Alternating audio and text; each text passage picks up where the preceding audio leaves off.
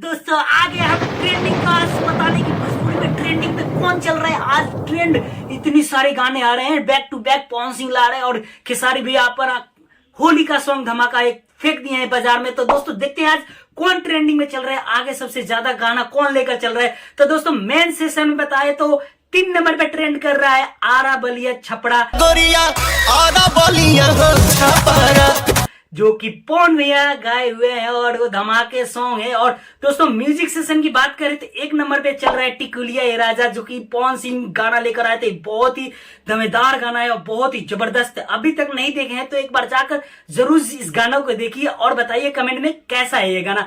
और इसी में आज होली का गाना को लात मारते हुए आ गए हैं पवन सिंह का गाना को बैक टू बैक 3 नंबर या 4 नंबर पे ट्रेंड कर रहा है आरा बलिया छपड़ा।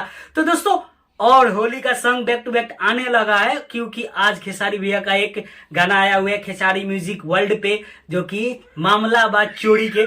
तो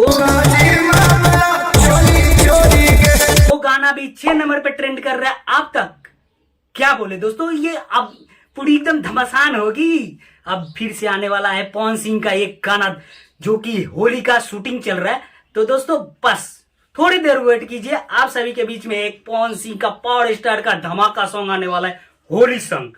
तो रेडी रहिए, तब तक के लिए बाय बाय, मिलते हैं नेक्स्ट वीडियो में।